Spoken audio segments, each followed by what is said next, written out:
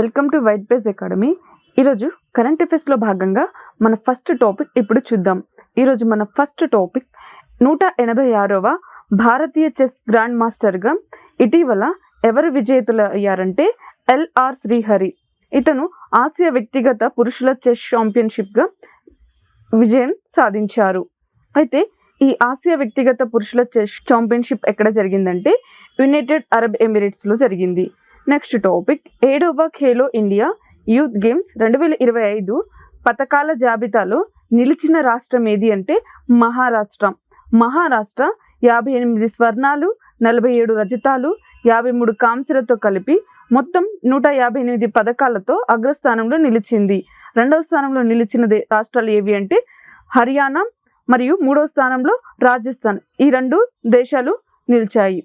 Next topic ప్రపంచ ఆరోగ్య సంస్థ WHO నైరుతి పసిఫిక్ ద్వీపద్వేషంలో పోలియో వ్యాప్తిని అధికారికంగా ప్రకటించింది. అయితే ఆ అధికారిక ప్రకటించిన దేశం ఏది అంటే Papua new Guinea. Papua new Guinea అనేది నైరుతి పసిఫిక్ మహాసముద్రంలో ఉన్న ఒక ద్వీప దేశం. దీని యొక్క రాజధాని ఏది అని అంటే పోర్ట్ మోర్సోబీ. దీని యొక్క కరెన్సీ ఏది అంటే కీనా.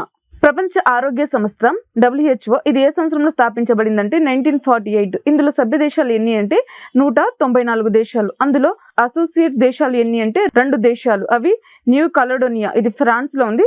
అదేవిధంగా రెండవ దేశం ఏది అంటే ఆస్ట్రేలియా.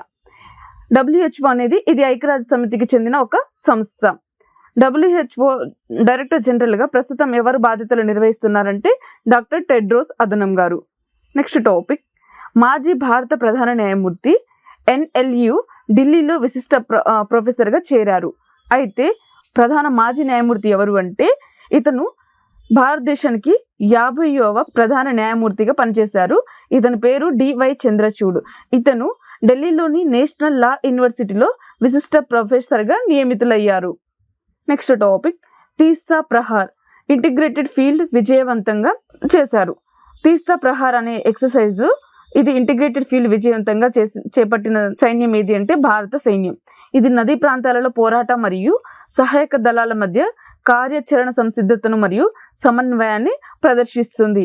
ఈ ఆపరేషన్ పదాతి దళం, artillery, armed corps, armed force, para special forces, ఇంజనీర్లు మరియు ఇతర ఆయుధాల మధ్య పోరాట సమన్వయంపై దృష్టి పెట్టింది. నెక్స్ట్ టాపిక్ జోస్ ముజికా మరణం. ఇతను మరణిస్తూ వార్తల్లోకి వచ్చారు. ఇతను ఏ దేశానికి ప్రధాన మాజీ అధ్యక్షుడిగా బాధ్యతలు నిర్వర్తించారంటే ఉరుగ్వే దేశానికి. నెక్స్ట్ టాపిక్ సముద్రాలు మరియు సముద్రాలలో ప్లాస్టిక్లను చెత్త వేయడం వల్ల కలిగే కాలుష్యాన్ని పరిష్కరించడం కోసం భారతదేశంతో పాటు ఇంకొక సంస్థ ఒక ప్రాజెక్ట్ని ప్రారంభించింది. ఆ రెండు దేశాలు ఆ ప్రాజెక్ట్ కార్యక్రమాలు ఏమిటి, దానిని ఎందుకు ప్రారంభించారు ఇప్పుడు చూద్దాం. ఆ రెండు దేశాలు ఏది అంటే యూరోపియన్ యూనియన్ మరియు భారతదేశం. ఈ రెండు దేశాలు కలిపి ఈ ప్రాజెక్ట్ను ప్రారంభించాయి. ఈ కార్యక్రమాలు India Europe union trade and technology council కింద ప్రారంభించబడింది. మెరైన్ ప్లాస్టిక్ లిటర్ ప్రాజెక్ట్ అనేది ఇది కేంద్ర భూశాస్త్ర మంత్రిత్వ శాఖ మరియు యూరోపియన్ యూనియన్ యొక్క హారిజన్ యూరప్ నిధులను సమకూర్చేవి. కేంద్ర భూశాస్త్ర మంత్రిత్వ శాఖ మరియు యూరోపియన్ యూనియన్ యొక్క హారిజన్ యూరప్ దీనికి నిధులను సమకూరుస్తున్నాయి. ఎర్త్ సైన్స్ మంత్రిత్వ శాఖ 90 కోట్లు లేదా 9.3 మిలియన్ యూరోలు పెట్టుబడి దీనికి పెడుతుంది. ఈ ప్రాజెక్ట్ యొక్క లక్ష్యం ఏమిటంటే సముద్రంలో మైక్రో ప్లాస్టిక్లు, సేంద్రియ కాలుష్య రకాలు, కారకాలు మరియు భారీ లోహాలు వంటి వివిధ కాలుష్య కారకాల సంచిత ప్రభావాలను పరిరక్షించడం కోసం అంచనా వేయబడింది.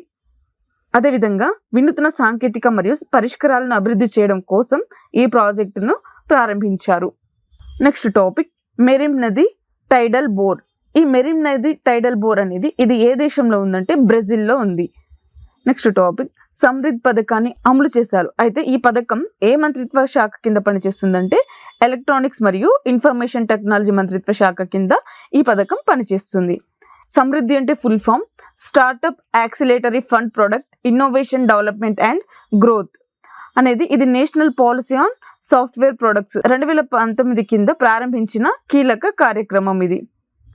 నెక్స్ట్ టాపిక్ 11 కొత్త యాక్టివ్ గెలాక్సీ న్యూక్లియర్లను గుర్తించడం కోసం రష్యన్ ఖగోళ శాస్త్రవేత్తలు ఉపయోగించిన అంతరిక్ష అబ్జర్వేటరీ పేరు ఏమిటంటే స్పెక్ట్రా ఆర్జీ. నెక్స్ట్ టాపిక్ కొత్తగా కనిపించిన మాడ్కు ద్వీపం. ఇది ఏ రాష్ట్రంలో కనిపించింది, ఇది ఎందుకు వార్తల్లోకి వచ్చిందో ఇప్పుడు చూద్దాం. ఈ మాడ్కు ద్వీపం ఎక్కడ కనిపించిందంటే ఛత్తీస్గఢ్లో. మాడ్కు ద్వీపం ఛత్తీస్గఢ్లోని బిలాస్పూర్ జిల్లాలో మహానదికి అతి పొడవైన ఉపనది అయిన శివనాథ్ నదిపై ఉంది. నెక్స్ట్ టాపిక్ సముద్రపు నీటి డీశాలినేషన్, అధిక పీడన నానోపోరస్ బహుళస్థాయి పాలిమెరిక్ పొర.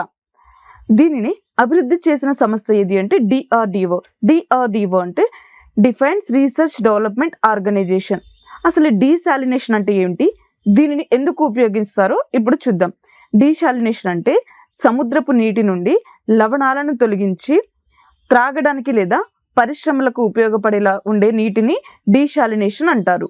Next topic golden dragon military exercise. ఈ గోల్డెన్ డ్రాగన్ మిలిటరీ ఎక్సర్సైజ్ని ఏ రెండు దేశాల మధ్య ఏర్పడిన ఎక్సర్సైజ్ అంటే చైనా మరియు కాంబోడియా మధ్య సంయుక్త మిలిటరీ ఎక్సర్సైజ్ ఇది. గోల్డెన్ డ్రాగన్ అనేది చైనా మరియు కాంబోడియా మధ్య వ్యూహాత్మక మరియు రక్షణ సహకారాన్ని పెంపొందించడం కోసం 2016లో ప్రారంభమైన వార్షిక ద్వైపాక్షిక సైనిక విన్యాసాలు ఇవి.